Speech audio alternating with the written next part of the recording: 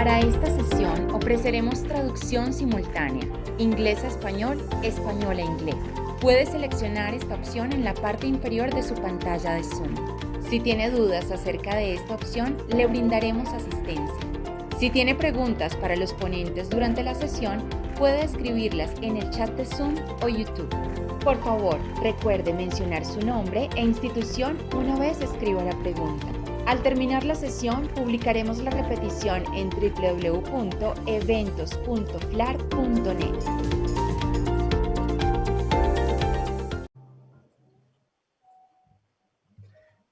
Buenos días, buenas tardes o buenas noches a nuestra audiencia. Este episodio de Diálogos FLAR se va a desarrollar en idioma inglés. A quienes están por Zoom pueden hacer uso del servicio de traducción simultánea y a quienes están por YouTube pueden acceder al canal del FLAR en inglés. Good morning, good afternoon, and good evening to our audience. On behalf of FLAR, I welcome the authorities and technicians from central banks, ministries of finance, representatives from international organizations, think tanks, scholars, and private sector participants from around the world. FLAR Talks has been a space for virtual dialogue since the second semester of 2019, where we discuss macroeconomic and financial stability issues focusing on Latin America and the Caribbean. This is key to achieve the Latin American Reserve Fund's main purpose, which is to contribute to the welfare of our region by promoting macroeconomic and financial stability. Today, I'm really pleased to announce an interest topic for discussion. It is motivations and effects of the United States Federal Reserve's liquidity lines during the current crisis. The current crisis demands a strong and prompt capacity response from the global financial safety net, comprised by the central bank's international reserves and the regional financing arrangements such as FLAR in Latin America, in addition to the International Monetary Fund and central bank swap lines. Central bank swap lines constitute the most recent layer of the global financial safety net. They emerged during the global financial crisis and have increased substantially during the COVID-19 crisis. The US Federal Reserve has led this trend via an unprecedented liquidity lines, both in terms of their scale and speed, extended to central banks worldwide. However, these liquidity lines are not available to all world's central banks despite their recently expanded coverage and the introduction of the FEMA facility. Therefore, one interesting question would be, what motivated the Fed to choose a larger magnitude and coverage for its liquidity lines with some central banks? Moreover, what are the effects of these liquidity lines on the economies of the central banks that have had access to them? To answer and discuss these and other relevant questions, we have invited a very distinguished group of experts. Please welcome Gurnain Kaur Parisha, Hiro Ito, Joshua Eisenman, and Silvio Costa. Let me briefly introduce them. Gurnain is a senior financial expert at the IMF. She is also a research affiliate at the Center for Analytical Finance. Hiro is a professor of economics at Portland State University. He is also currently associate editor of the Journal of International Money and Finance and Journal of International Commerce, Economics and Policy. Joshua is Robert and Catherine Dodson Chair in Economies and International Relations at the University of Southern California.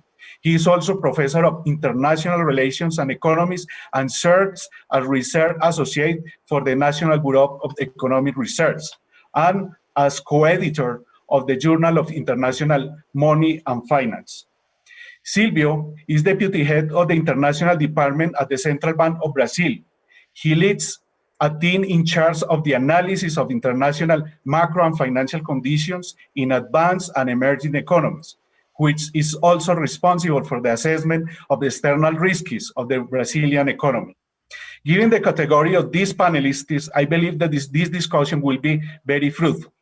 First, Jurnain, Iro, and Joshua will present the recent paper on the central bank swap arrangements in the COVID-19 crisis, which will last around 30 minutes.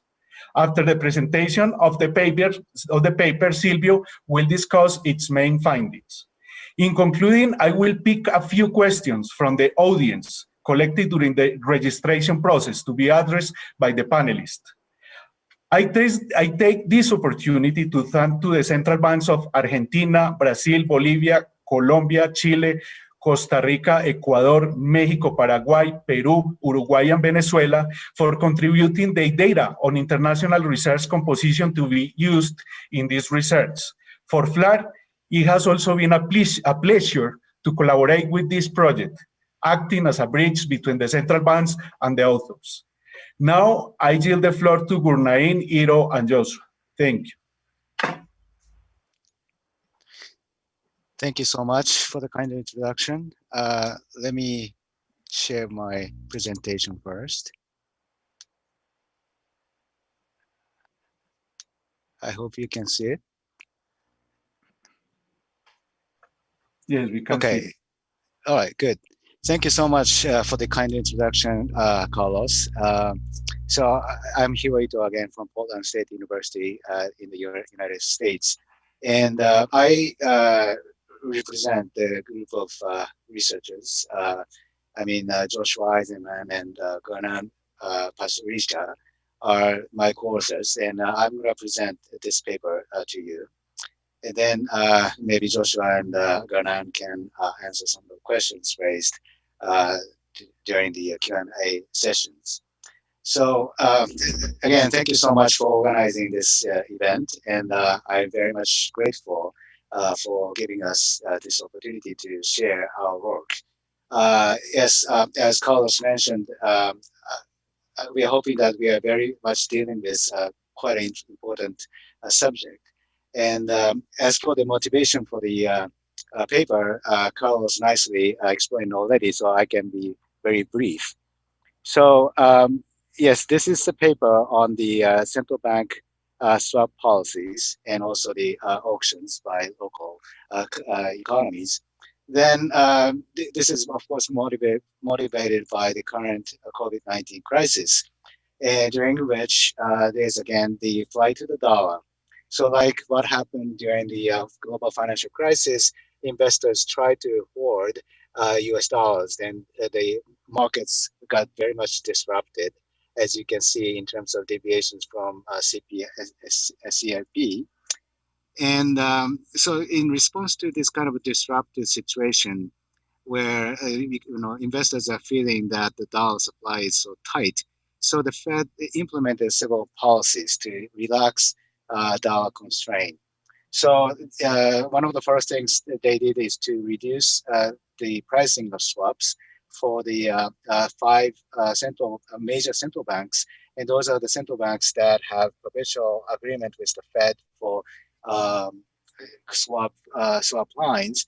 Then on March 19th, the Fed reactivated the swap agreements with 9 other central banks that included several Latin American central banks. Then on the following day, the Fed increased the frequency of operations from 1 week to daily. Then, interestingly, on March 31st, the Fed established a new scheme called the FEMA repo facility, where applicant country can apply for swap liquidities as long as they provide dollar-denominated assets as collaterals.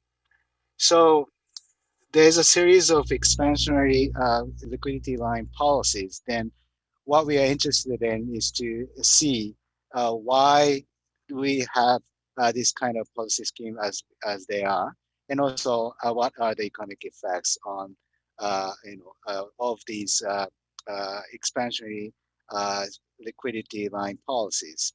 So that US dollar liquidity was actively provided to local markets through US dollar auctions by many central banks. And that started with the dollar auctions by major central banks such as the Euro Central Bank, Bank of Japan, Swiss National Bank, and Bank of England. And that was followed by 12 other central banks. So as you can see, the volume of US dollars auction are peaking around late March through the entire month of April. Then the amount of dollar auctions by the major central banks are way, way bigger than those by 12 other central banks. Then as far as we can see from the dollar auction in the figures on your right, we can see that the US dollar constraint seems to have been mitigated by late June of 2020. And that also means that demand for US dollar liquidity also got kind of calmed down. So given this, the in this paper, we're going to try to answer these following 6 questions. The first 3 questions are about the motivations of the expansionary liquidity policies. So the first question is, what factors led the Fed to select 9 economies as swap partners? And the second question is, what factors determine the total availability of liquidity lines, which means swaps and the FEMA facility from the Fed? And the third question is, what domestic conditions determine the size of the dollar auctions by central banks? Then we also investigate the impacts of these policies. So the fourth question is, what are the announcement effects of the Fed liquidity arrangement? And the fifth question is, what are the domestic and spillover effects of dollar auctions by central banks? And then lastly, we ask whether the economic impacts of the dollar liquidity provision differ depending on the degree of financial or trade exposure to the US. So as a preview, I'd like to give you the summary of our findings. So for the first question, we find that foreign countries' share in US trade, finance, and the existence of military alliance with the United States are the positive factors that determine the accessibility to Fed, to determine the membership, membership of the Fed swap agreements. Then, as for the answers to the second question, economies with strong financial and trade ties with the US tended to have more access to dollar liquidity via the Fed. And global major trading centers had also greater access to US dollar liquidity, regardless of whether they are more financially or trade in terms of trade tied to the United States. Then the amount of auction by central banks were larger for currencies that face greater foreign exchange volatility and also currency appreciation, and also for the economies to which the US banks had greater exposure. And auction sizes were also larger when global financial conditions are more unstable, which we measure in terms of using VIX. And we have find some evidence for the effects or impacts of the foreign exchange liquidity provision policies. So in terms of the announcements of the expansion of Fed liquidity facilities, we see that partner currencies would appreciate when there are announcements of expansion of Fed liquidity. Then that also improves credit default swap spreads of the swap recipient economies. Then the answer to the fifth question is the US dollar auctions by sample economies' own central banks lead to temporary appreciation of their currencies, but dollar auctions by major central banks have more persistent spillovers. So they lead to appreciation of other non-dollar currencies. And lastly, these responses do not differ whether the US has larger or smaller financial or trade ties with these economies. So that means that the dollar liquidity provision policy seems to have egalitarian impacts, irrespective of the extent of these ties. So these are the findings. Then, due to the time constraint, I'm going to just continue. I'm going to start presenting the analysis for each of the questions we have.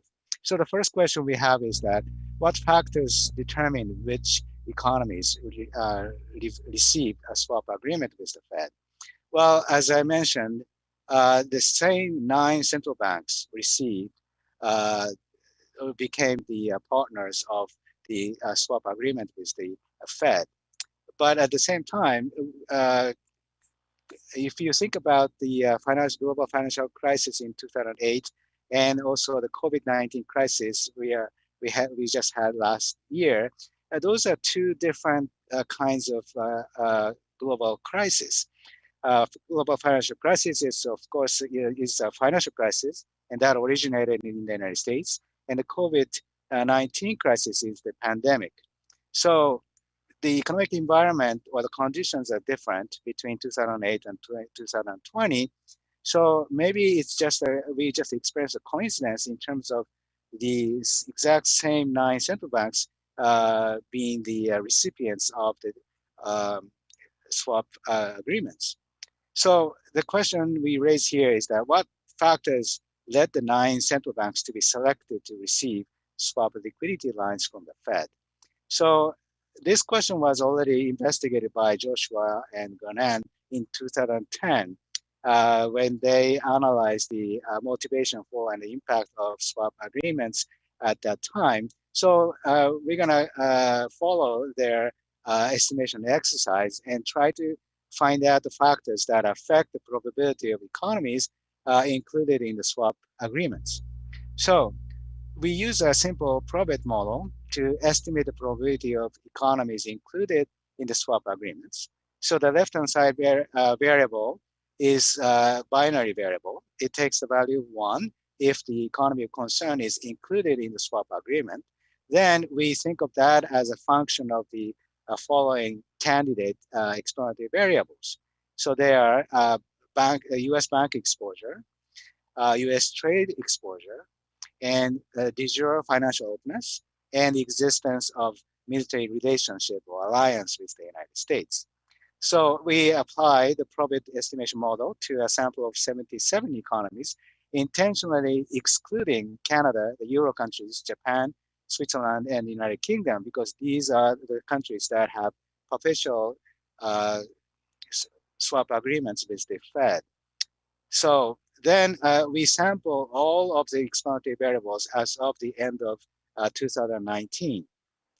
So what we find is that all of the candidate explanatory variables turn out to be significant explanatory variables.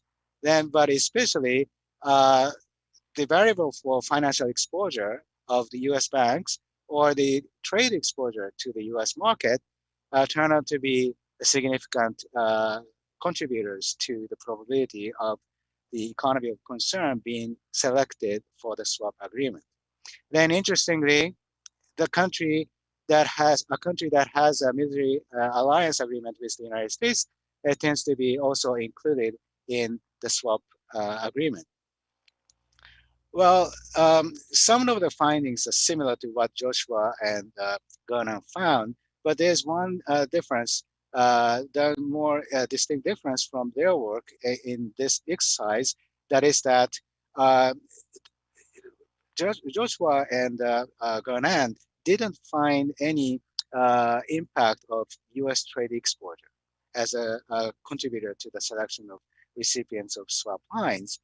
That can be maybe because at the time of the global financial crisis, it was more of the banking sector that was in deep trouble. Then that is a sector that very much needed the dollar liquidity. So in a sense, finding the evidence just for the financial exposure makes sense for their study in 2010. But during the COVID-19 crisis, global supply chains got severely disrupted. So, and there are several papers that highlight the association between trade and trade finance. So it makes sense that as a reaction to the disrupted global supply chains, dollar liquidity turned out to be quite important. And that is what we are finding as the evidence of the impact of trade exposure to the US as a contributor to the probability of a country being included for the swap agreements. So what about the next question? What determines economies' access to Fed facilities? Okay, so now we have swap agreements. The amount of them are either $60 billion or $30 billion, depending on the country. And also we have a new policy of facility called the FEMA repo facility. Then the amount of liquidity lines you can get very much depends upon how much of dollar denominated assets you have, because you have to, when you apply for the provision of swap lines, you have to show some sort of debt securities, for example, US treasuries, you have to show them as collaterals. So that means that the amount of accessibility to the liquidity lines from through the FEMA very much depends upon the volume of dollar-denominated assets you have. So we run the regression. On the left-hand side, we have the liquidity lines you can get either through swap agreements or the FEMA facility. Then we regress that on the same explanatory variables as the previous analysis, but we also add two more variables. One of them is the share of economy I in total world trade. Then the other one is the share of economy I in total world finance. So we try to see the impacts of the importance of certain countries in terms of international trade and international finance. Then again, we sample all the explanatory variables as of the end of 2019. Then we run a cross-sectional regression for a sample of 51 economies. And again, we are excluding Canada, UK, Japan, the Euro area, and Switzerland because of the same reason as before.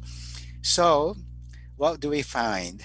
Well, first of all, we find that both trade exposure, the US trade exposure and US banking exposure, they matter.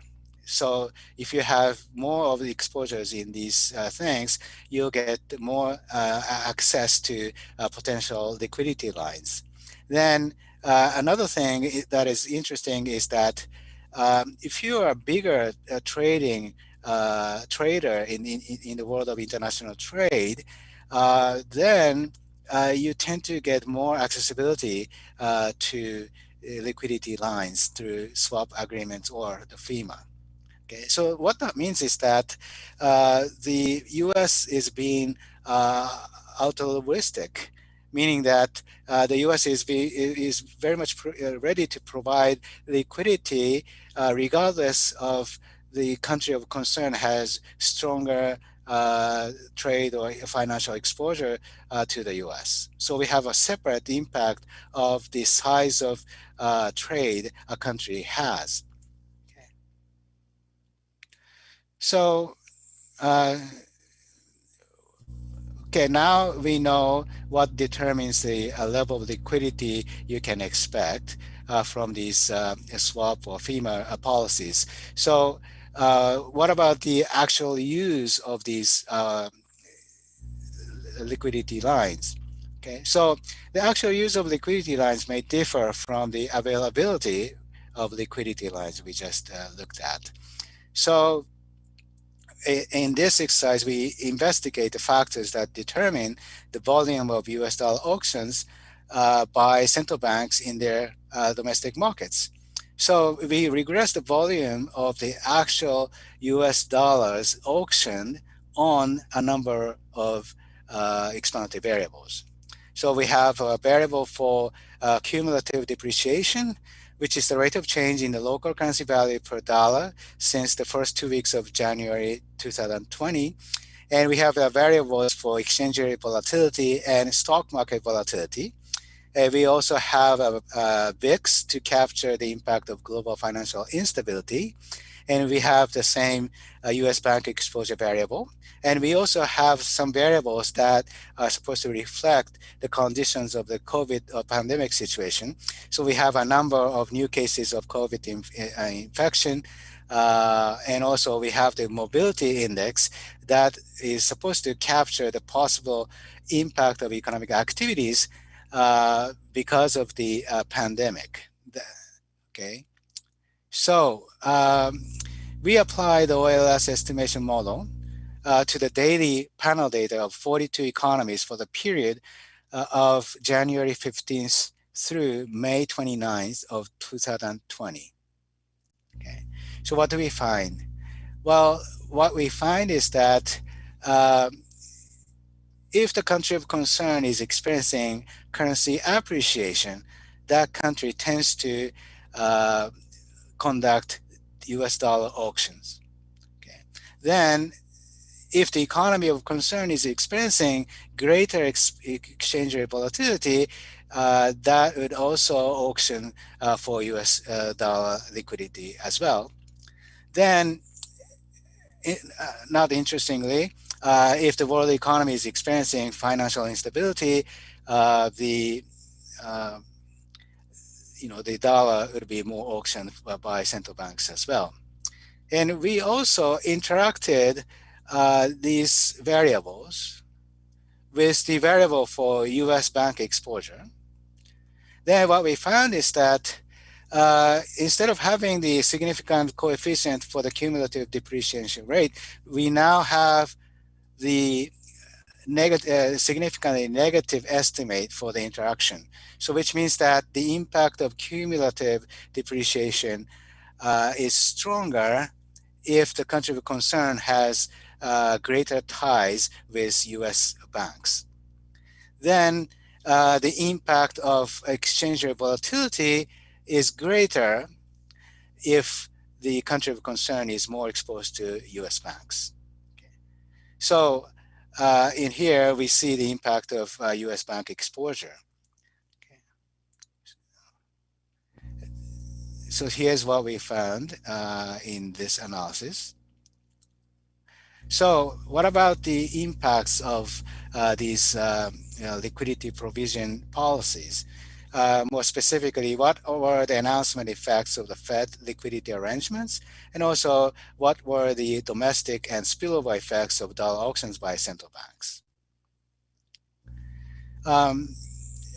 The implementation of these policies should have some economic impacts, but the mere announcement of these liquidity facilities can also have economic impacts because that can affect the economic agents' expectations, then also consequently their behavior.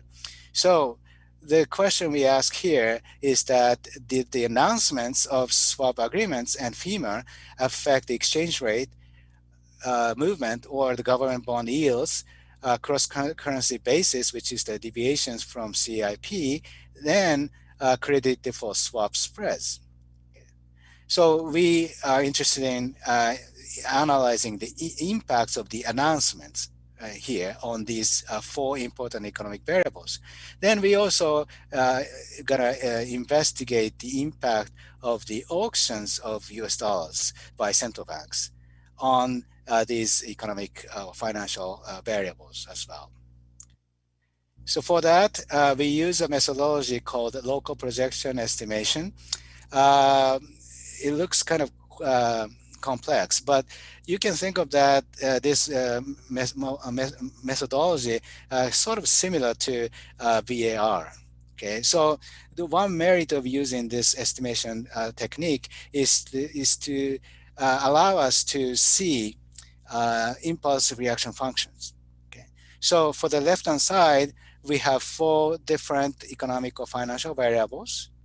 Then we are interested in the impact of the dummy variables, which we call swap FEMA. So the variable swap FEMA takes the value of 1 when Fed swaps are announced or enhanced, or when the a creation of FEMA was announced. So basically, this dummy variables are supposed to capture the impacts of the events that occurred on these dates. Okay. Then we are also interested in the impact of dollar auctions by central banks. This variable takes the value of 1 if the dollar auction was done by country I's own central bank. And this dummy variable takes the value of 1 if the dollar auction is being conducted by major central banks, major 5 central banks. Okay. So we are interested in seeing the direct impact of its own central bank's actions. And also we are interested in the indirect impact of the dollar auctions by major central banks. And we control for other variables that include the dummy for the announcement of QE, and also the dummy for expansionary monetary policy.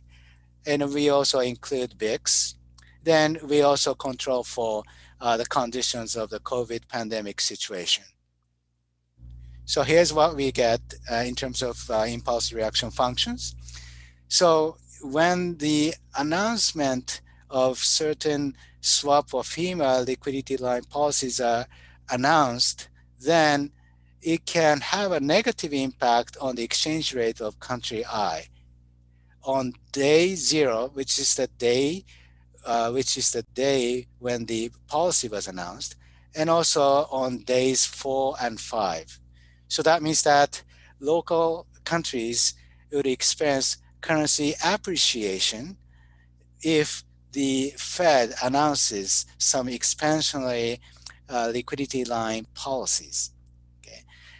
We don't see any impact on the deviations from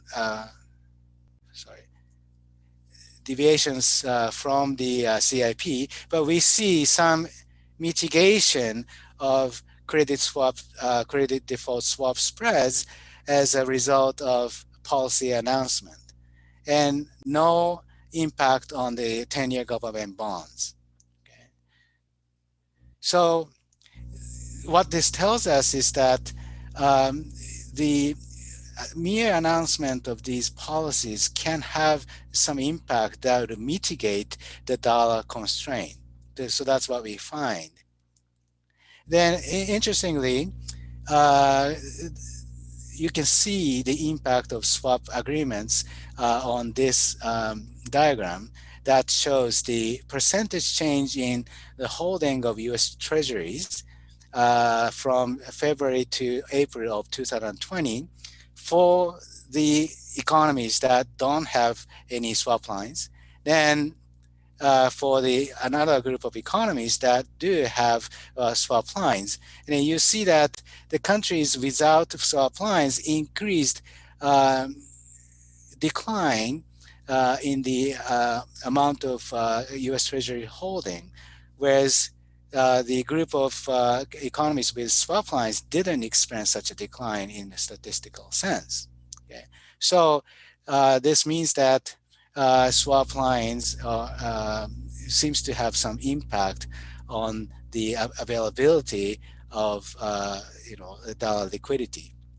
So this model also gives us some consistent results with respect to other policy changes or financial shock. If there's a 1 percentage point shock to the VIX, the local currency will depreciate on days 0 through day 5, which means the dollar would appreciate, which is what we already have seen. And also, if there's a QE announcement, local currencies would appreciate, which means the dollar would depreciate. So we see consistent results. And also, when we look at the impact of US dollar auctions, we see that the US dollar auctions by countries' I's own central bank seems to have the negative impact on the exchange rate of the local economies, which means the dollar would depreciate as a result of the country's own central bank.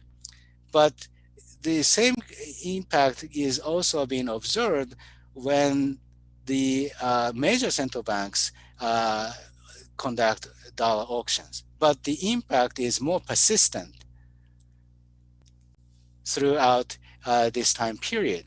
And also the impact is greater in terms of magnitude. So this shows how the US dollar auctions by major central banks have long-lasting significant impacts on the exchange rates of local economies. So the last question we try to answer is that, yes, we have seen the economic impacts of US dollar liquidity provisions, but do the economic impacts differ depending on the degree of financial or trade exposure to the US? In the previous literature, Andy Rose and Mark Spiegel showed that the swap agreements disproportionately benefited those countries that were more exposed to the US, more exposed to the United States. So the question we ask again is, are the announcement effects greater for the economies that the US is more exposed to in terms of trade or finance? So we again conduct the same kind of local projection estimation model, but including the interaction term. So the vector X includes all the variables of our focus. Then we interact vector X with the degree of exposure in terms of trade or finance. So I'm sorry, not this one, this one. So the vector, the variable X refers to either finance exposure or trade exposure, and we interact. Then the estimate of our focus is this sigma. So that's what we are focused on. So if the extent of trade or financial exposure matters, this estimate should take a significant estimate with the sign that would enlarge the absolute magnitude of swap FEMA or other policy shock variables. So let's see if we can see any evidence of that. So to see that, so basically the figures you're looking at show the impact of vector X and also the interactive effect with the exposure variable in terms of either trade or finance. Then to see that, we see the impact of, in this diagram, figure 7, we show the impact of swap policies or FEMA policies, depending on whether the financial exposure takes the 75th percentile level or 25th percentile level. If the interaction term has a significant impact, then these two lines should appear apart from each other. But what we see is that these two lines are very much similar to each other, almost overlapping. So that means that the extent of financial exposure in this case doesn't really matter. Okay. What about the impact of dollar auctions by countries' own central banks or major central banks? And we try to show the impact of these auctions, whether the financial exposure variable takes the 75th percentile or 25th percentile. And again, there's essentially no difference. So that means that the impact of swap lines or FEMA lines not dependent on the level of financial exposure. And same thing can be said about the impact of own central banks or major central banks. So that also suggests that we are finding the evidence that is consistent with the claim that the US Fed is the lender of the last resort. So we have conducted several robustness checks, but I'd like you to refer to the paper due to the time constraint. So let me summarize our findings. First of all, in terms of selection to the Fed swap agreements, we found that U.S. finance or U.S. banking exposure and trade exposure do matter for countries. Then also countries with military alliances with the United States seems to be also selected for the swap agreements. And the accessibility to Fed liquidity seems to be greater if the country of concern has more U.S. bank exposure or trade exposures. And also the economies that are recognized as global trading partners, they also seems to have better accessibility to Fed liquidity. In terms of the size of auctions by the central banks, it is larger for currencies that face greater foreign exchange volatility, and also when global financial conditions are financially unstable. Okay.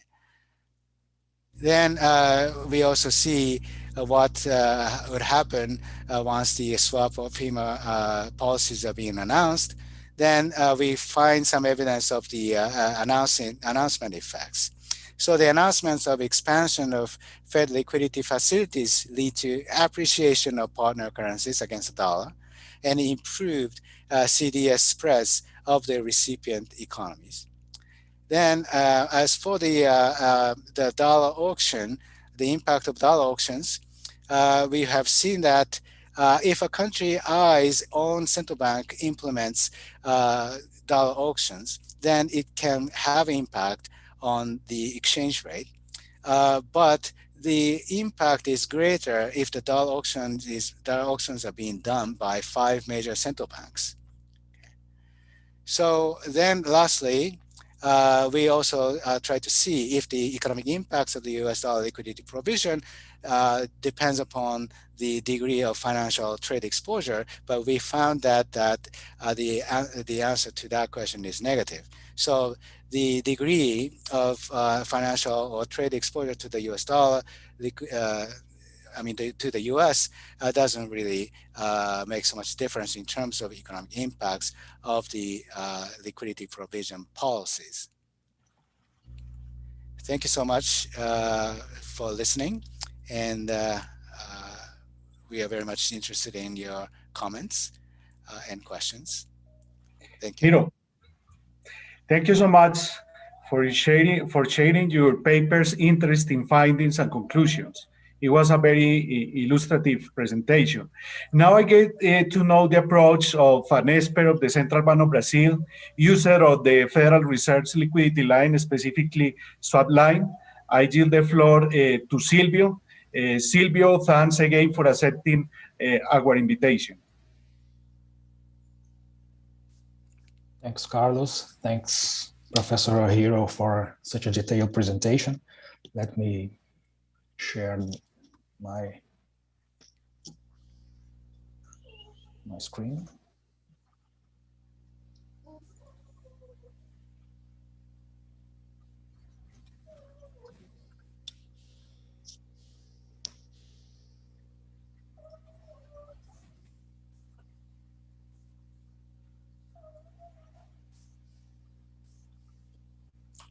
Okay.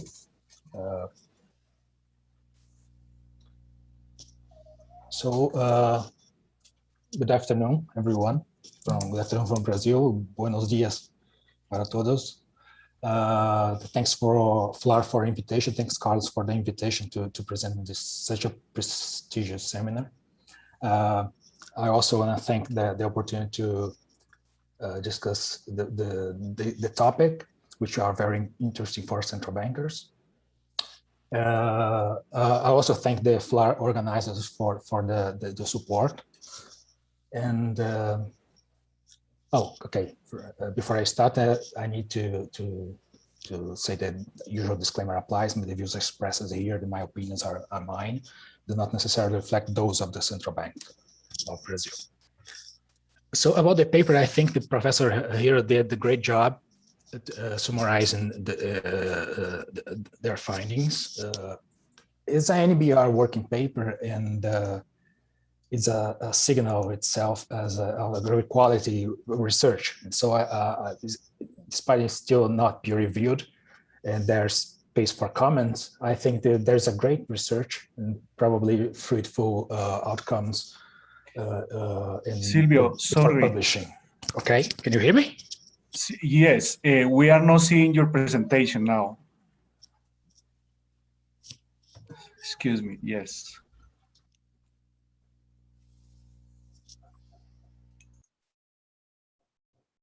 Let's do this.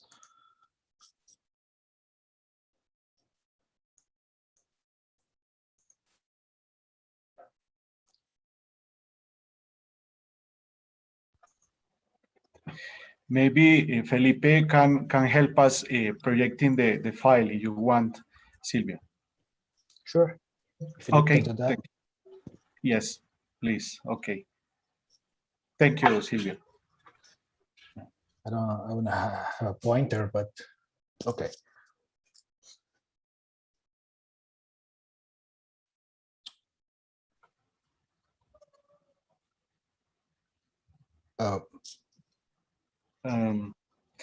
Felipe, are you sharing your view? We need the other screen when you see the full presentation file.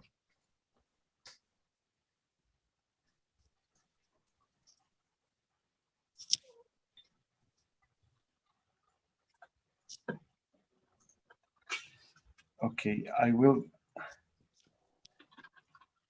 No, it is the same, Felipe. Okay. I will do that. I have the file here.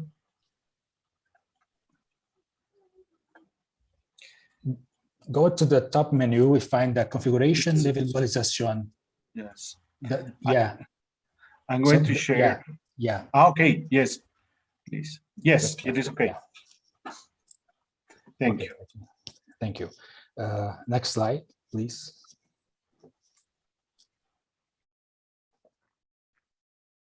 So I want to go to this again because Professor highlighted their findings. I think the Fed motivations, they found that the access to swap arrangements were driven by financial, trade, and military ties with the US.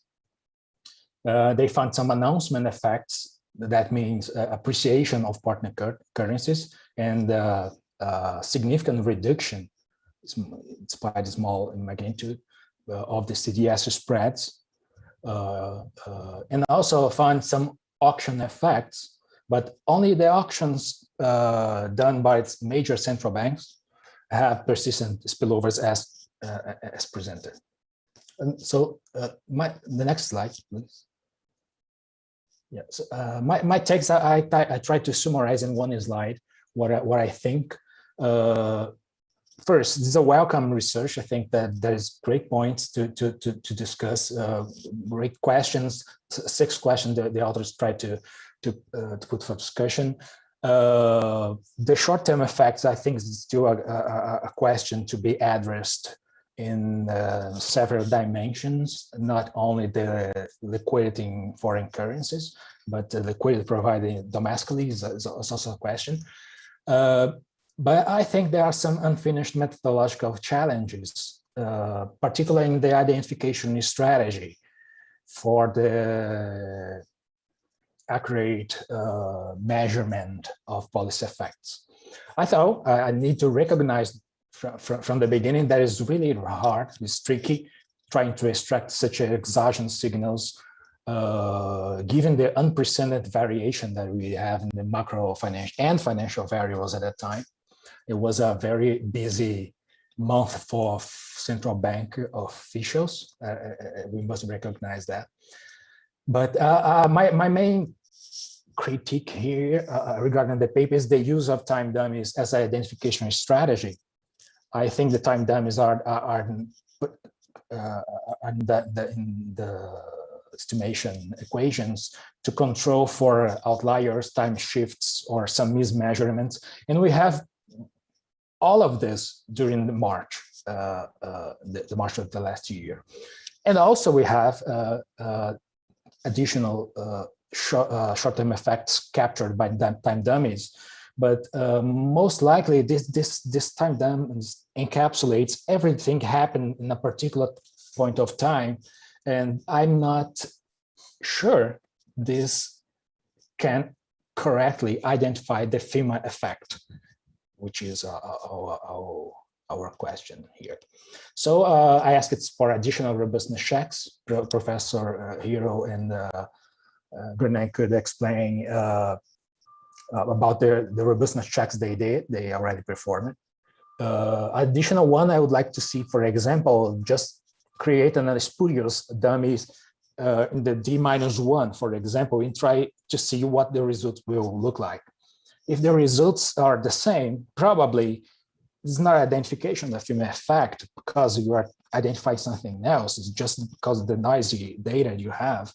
So I think comparing this spurious regression could give an insight, maybe a comfort for the reader to take our results. Another check, I think, is probably trying to use an additional measures, additional techniques regarding the announcement facts, but using intraday data, which are more easy to capture the moment of the announcement.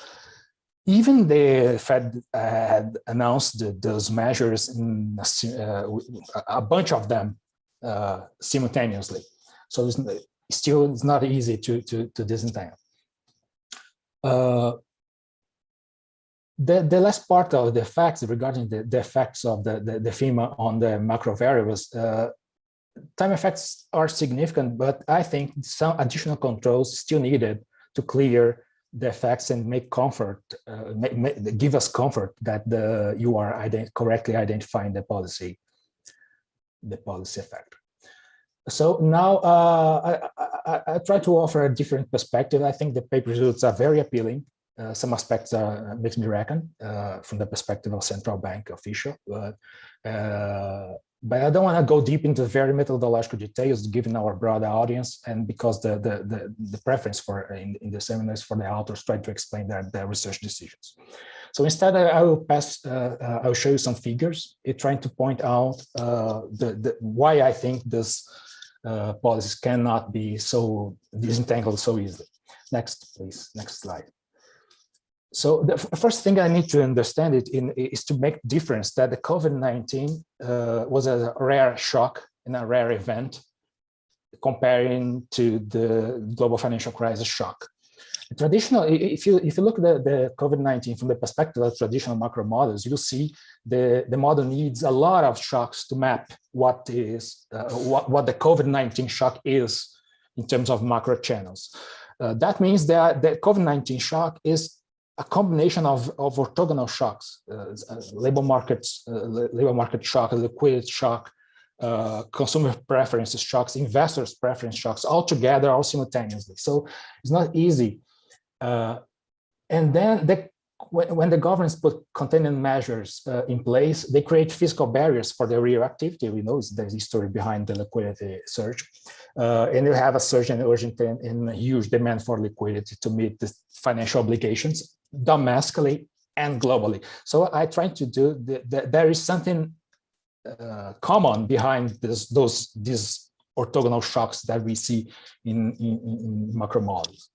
So the traditional tools, for example, to tackle the liquidity shock took time. Households and firms were forced, for example, at that point of time to turn the liquid assets into cash immediately. So we have a demand caused by trade, bonds, and credit payments, which also is combined with the changing investment portfolios like it happened in the in the global financial crisis. But this increased the surge in liquidity for the US dollars in the magnitude that was not seen at the point.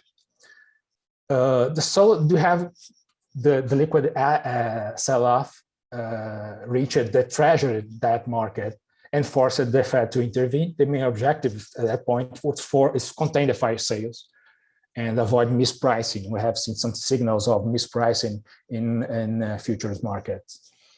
So the Fed intervened and put in place some measures for credit and liquidity support to firms and households domestically, and also created some swap lines in US denominated assets abroad. Next slide, please. So here I try to put in a figure how hard the period was, how challenging the period was. I have here two measures. The first two, in green, I have the volatility of in the treasuries market. We can see the volatility increased at the beginning of the March and stay in the higher levels until the end of the March. You can see a sharp decline in around March 23rd. And in blue, I have the price of the commercial paper. So it started increasing in the beginning of the March, revealing the pressure that firms were at that moment trying to get credit to meet financial obligations. And the first action for the Fed was to cut rates. They did extraordinarily in March 3rd. And they cut again in March 15. It was a Sunday, urgent cut. And from March 15 to March 23, there was a bunch of measures trying to tackle the liquidity shortage domestically and globally. They put in place the swap bilateral agreements with the central banks. In the next week from March 30, we have also a set of questions, including FEMA, to try to meet the liquidity needs. I don't want to go in details to these measures. I think it's not the point here, but I think I wanna see that. My point is to show graphically the measures were all correlated, and they shared a common motivation, which was the liquidity shortage caused by the COVID shock. Next slide, please. Again, I think this, for FEMA in particular, this is quite can clarify the motivations of the Federal Reserve. These are the US Treasuries held for international and foreign governments, international central banks, foreign governments at the New York Fed. And you can see a sharp drop for the beginning of the March till the week, it's a weekly time series, the week when FEMA was announced. And we have clearly a bottom at that week. So the Treasury sell-off reached the Fed balance sheet through the Treasury securities held in custody. And they had access to this privileged information, and they discovered that they need to increase the coverage of the measure and create a broad measure to fix dollar shortage globally. The Fed couldn't wait for a hierarchical system, let's say, that to ease liquidity from the major central banks and then the bilateral agreements with the 9 central banks. They couldn't wait this liquidity to propagate through the traditional global channels in the global market. They need to act directly. They couldn't see what's coming in the next week. So there was clearly a need to act urgently to contain the fire sales, particularly in the treasuries market. So next slide, please. When I put out this story with the motivation for the Fed to give access that the actors working on, the motivation for the 9 central banks with bilateral agreements, I mean, Australia, Brazil, Korea, Mexico, Singapore, Sweden, Denmark, Norway, and New Zealand, Brazil and Mexico from Latin America. They found that the financial exposure could explain, like the financial expert explained it, these bilateral agreements in the global financial crisis, but now the trade variables, traded ties could explain better. But this all are fixed effects explaining the motivation for the Fed. This does not have anything to do with the surge, the need, the motivation, the COVID-19 shock at that moment. There's nothing here contingent to what was the liquidity shortage. That's my point. There's not nothing in related to the moment. When I see why this credit, I plot here for quick reference, the top US exports, which corresponds to 74% of all US exports, and also the trade partners, which correspond to 75% of all trade partners of US. And you can see in dark blue the countries which are related to the standing swap lines. In blue, you can see the countries that were awarded with the bilateral agreements, with the second layer of the action. And the third layer in gray, you can see the countries, they are major US exports, major partners, so they have need of dollars because of the trade, that's clear. And they were not covered by the previous layers of liquidity lines. So these guys in gray are the winners in this third line of action, which was the FEMA. Next, please. So Fed problems, for me, is my take, was avoiding mispricing and control the volatility in the treasury yield curve. That was the motivation for Fed action in the dollar offshore market.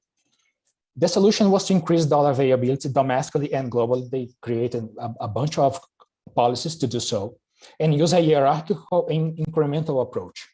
They increased scope and increased coverage as the time went during March.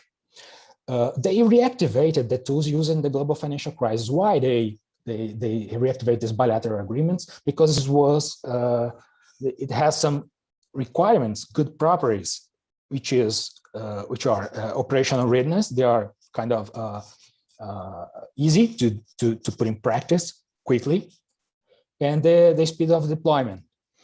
The expansion of these lines and the calibration was data-driven because the Fed could understand how the effects were in the short term, in the intraday, using intraday data.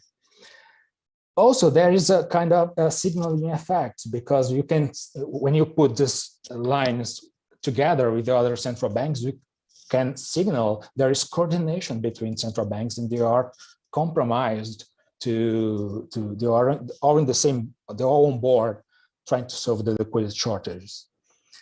But again, I think it's important to highlight this, the effective demand for the swap line is still unrevealed because this is a supply of the swap lines. We don't have data available to see, not published by the Fed, to see which countries, all the countries that draw from the swap lines from the Fed. The financial exposure explained the selection in the global financial crisis. This was the previous work of Professor Eisenman and Gurnaim Paricha. Conversely, this paper argues that the criteria changed to trade exposure in 2020 in the COVID crisis, even though the recipients are the same. Does it make sense? I think. Do you really need a dummy for the military alliance? Or is it just because you need to control for some countries that you think they should have access to the trade because of the trade, but they are not awarded at that point? So some suggestions here. I think that you need to make this difference, clear the difference and discuss the difference between the policy-making rationale and the deep factors explaining why the selection of countries make sense in terms of exposure to the US. Additional variables like debt, credit, and payments can be used to improve your probability estimation. I think that I borrow this graph from the BIS, the CGFS, and I think, for example, variables like global loans, international debt securities, financial foreign exchange transactions, official reserves, trade invoicing, and SWIFT payments, all of these are sources of demand for the US dollars. They can easily explain the selection of these 9 countries. Next, please, next slide. On the second session, the third session, so regarding the determinants of FEMA swap lines, I would say that I'm not confident about the use of the holdings at the New York Fed as a proxy for the effective demand of the swap lines. The data of FEMA repo operation not public. I don't have access. I don't have access as far as I know. The effective demand so is unrevealed. But there's a point interesting that makes the point why this is not a good proxy for the demand, the effective demand, because the Fed swap lines are not automatic. Each contract, instead of the FEMA is a broad measure, each contract need to be settled under market parameters that depend on a bilateral agreement, a conversation, a talk with the Fed, and the bilateral agreement with the recipient country. So it's not automatic. You cannot take the amount of the treasures they had in the Federal Reserve as a available amount of the swap lines under FEMA facility. The results are at this point, the results are like measuring the determinants of the country's portfolio allocation in the US denominated dollars in the US and the Federal Reserve accounts. So it's like you're trying to explain the reserves management, why the countries have US denominated assets and put them in the Fed. And so it's not, I think it's not, does not have a clear link to the FEMA swap lines. Only because they are a guarantee for taking the draws. In my humble opinion, I think U.S. altruism here seems like a reverse misinterpretation, because in fact the countries that hold U.S. denominated dollars at the New York Fed, even though they are not a major U.S. partner, because the U.S. dollars are a reserve currency and also dominates the global trade, the countries need to have US dollars, the reserves in US dollars to meet financial obligations, to trade financial obligations. The next slide, please. On the economic impacts, I think the main findings of the authors were clear. I want to highlight the announcement effects are non-significant for the most financial variables at the day D, except for the CDS spreads and for the exchange rate. Exchange rate is more significant. The exchange rates appreciate from the day D+1.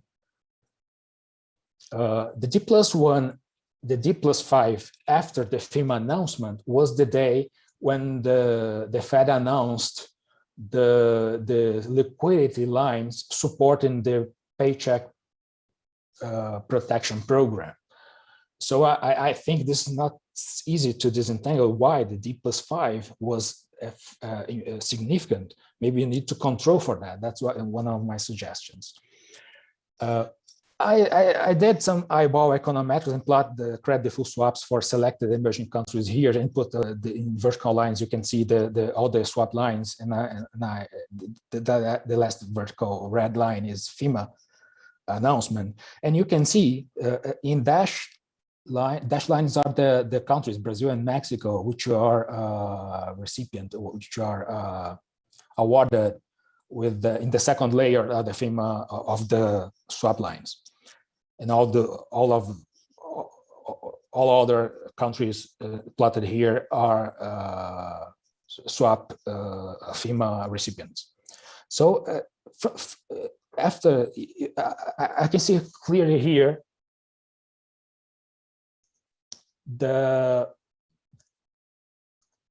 sorry, one minute.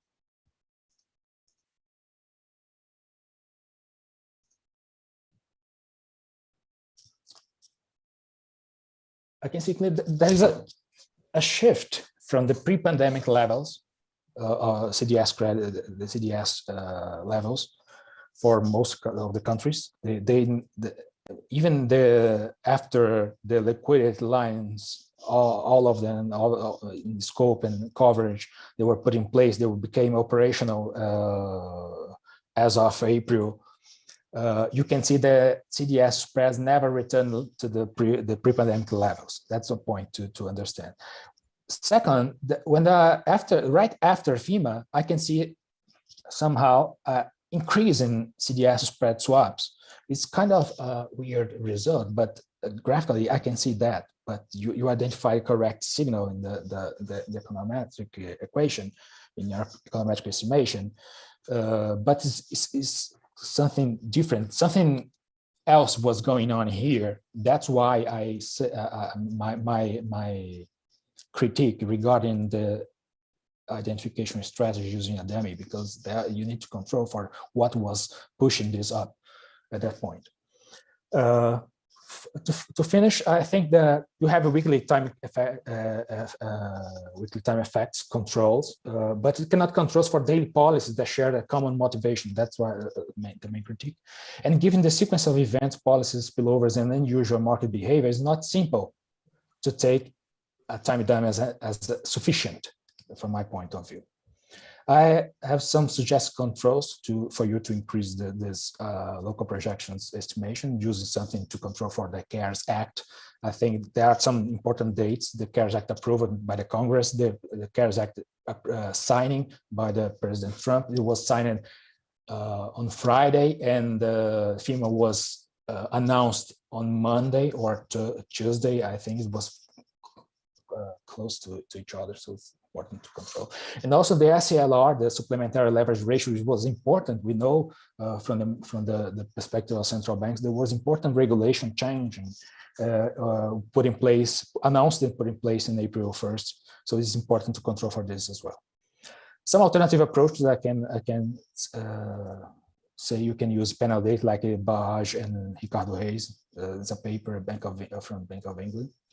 Or try to use traditional synthetic control to study particular interventions in the time. Next, please. To finish, in a broad, there are some outstanding questions to outline. They are in the paper put it in the ground for discussion. I think that some lessons for the COVID-19 and policymakers started to compile and consolidate lessons from the COVID policies from the point of view of policymakers and the reserve managers. As the Federal Reserve is a top provider of custodial banking services, this is important because we know that more than 250 accounts of foreign central banks and governments, which corresponds to $2.3 trillion, half of the world's official dollar reserve. So most of the things are there.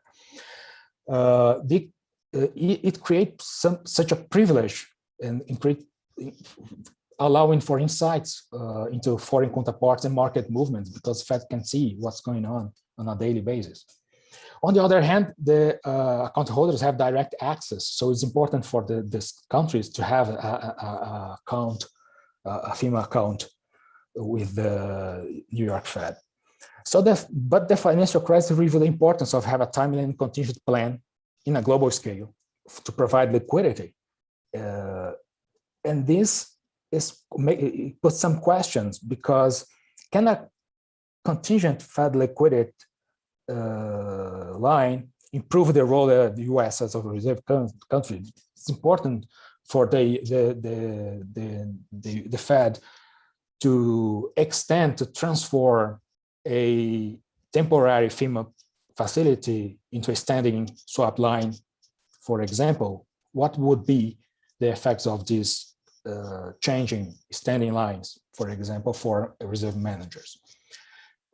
A signal of this was the Fed was postponed twice the closing of the FEMA's facility, even though I showed earlier the treasury securities in custody for FEMA accounts holders are now at the highest levels. So the stress of the COVID, caused by the COVID past, was the market stress is not the same, but the FEMA is still in place. So this is important to discuss. The second question is the role of the US would like to be challenged by some new digital assets like cryptocurrencies or the issuance of the central bank digital currencies. So this could challenge the role of the US, and seems interesting that the Federal Reserve could make some swap lines, liquidity provision lines, as a standing lines to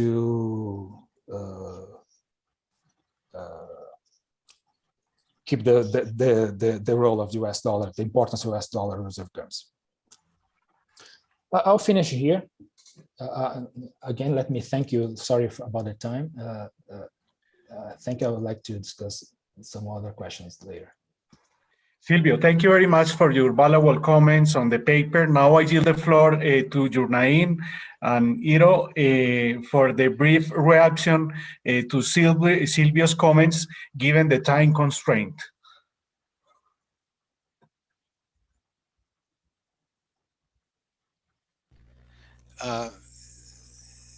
Silvio, thank you so much for your comments.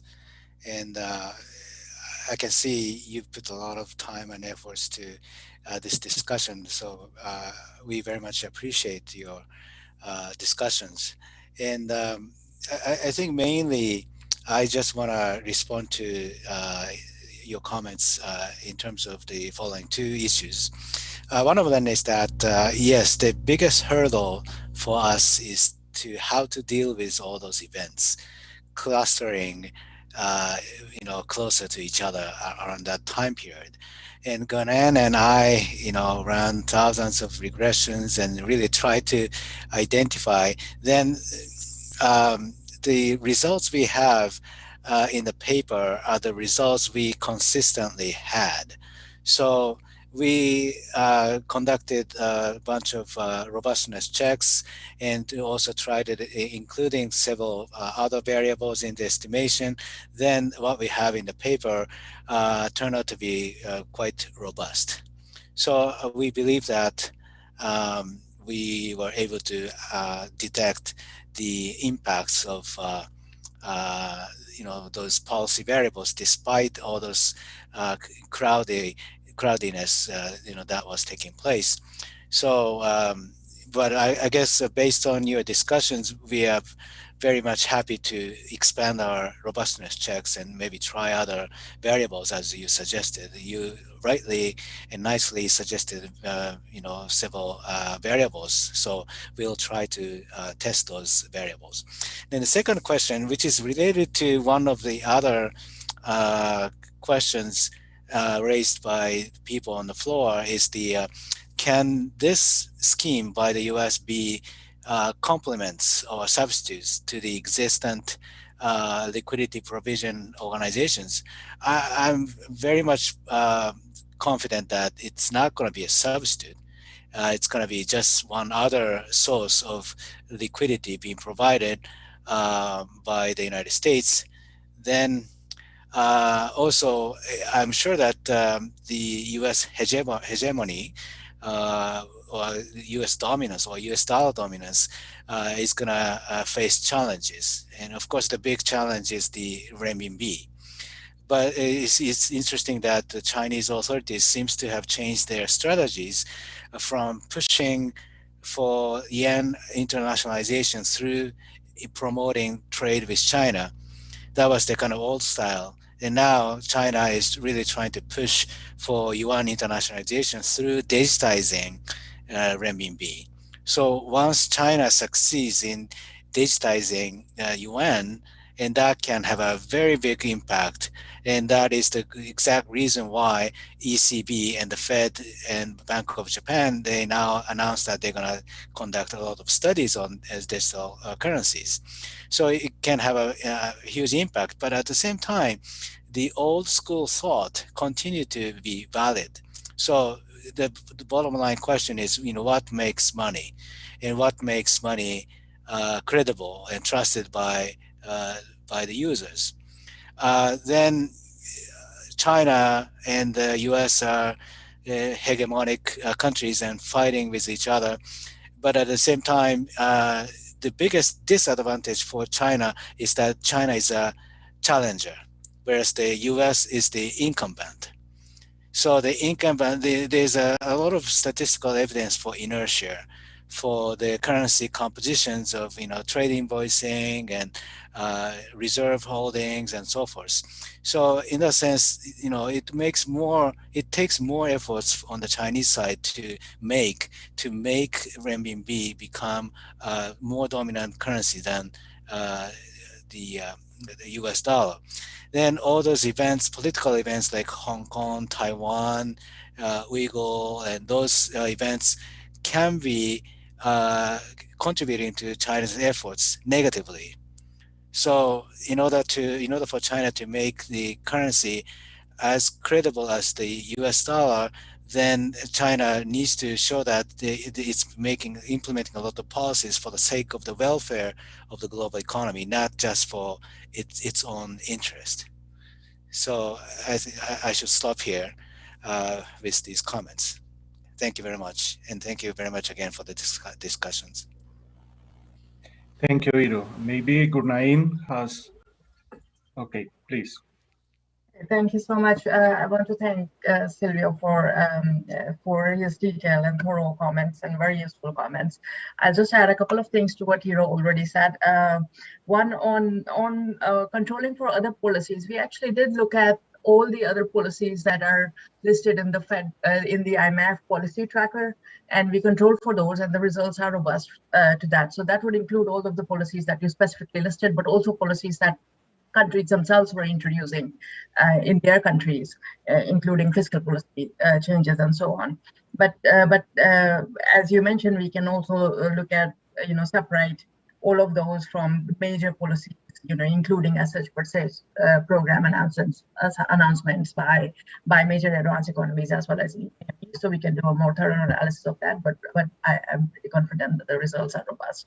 And then also you mentioned the Eisen and Pasricha paper 2010. Well, that one focused just on emerging markets, and here we're looking at both emerging and advanced economies. That's why the results may be a little bit different this time around. And we do acknowledge in the paper that of course, as far as access to FEMA is concerned, it is countries' own actions that led to the accumulation of reserves that would give them greater access now to FEMA. So in that sense, yes, it's true that we should be careful about imputing causality, although the Fed did have the option to introduce FEMA or to use an alternative arrangement, and they introduced FEMA. So in that sense, we can infer something about Fed decisions. I also want to add to that last question that Hiro addressed about global financial safety net, and I'll mention that even though Fed expanded all these swap lines and introduced these new arrangements, the fact is that the demand for IMF liquidity also went up substantially this time around. The IMF received has fulfilled since the crisis started requests for support from 86 countries, and we had an unprecedented demand for IMF funding this time around.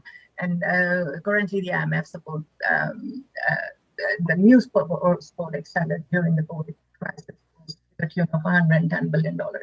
And this includes not just developing economies and low-income economies, it also includes the major emerging markets, including new flexible credit lines with Colombia, Peru, and Chile. And we know that Mexico also has an FCL with the IMF, even though it also has a US Fed swap line. So again, I would reinforce the point that Hiro made, that this is not substitute for the GFSN. The fact is that the GFSN is expanded because countries have become far more financially integrated, even since the global financial crisis. So as countries become more integrated, the demand for the size of the GFSN is going to increase as well. And all of this, including the Fed swap lines, these are inputs to that expanded GFSN. And also, I also want to mention that other central banks, including Bank of Japan, the ECB as well, they also expanded swap lines and their own repo arrangements during the global financial, during the COVID crisis. The ECB also introduced a FEMA-like facility. It's called EUREP, EUREP, and it's available for non-Eurozone central banks, again, to get euro liquidity in exchange for in repo for their holdings of euro-denominated securities. So I'll stop there. Thank you. Thank you very much for the insightful discussion. Thank you so much for your answer and comments, including the answers you made to some previous questions from the audience. We could say that every layer of the global financial safety net has its advantages as well as some limitations. Therefore, there is a natural complementarity among them. Maybe much of this complementarity depends on the nature of the shock. Unfortunately, time is up. We could not address all the questions, but it means that it's a very interesting topic. On behalf of FLAR, we would like to thank our panelists for the great and extremely interesting discussion from which learn a lot. We also want to thank the audience for their participation and hope to see you again soon in the next episode of our FLAG Talks. Finally, I thank to our communications and production team led by Felipe Huitrago. Thank you very much. Have a great week. Thank you. Thank you. Gracias. Gracias. Thank you very much. Thank you. Bye-bye.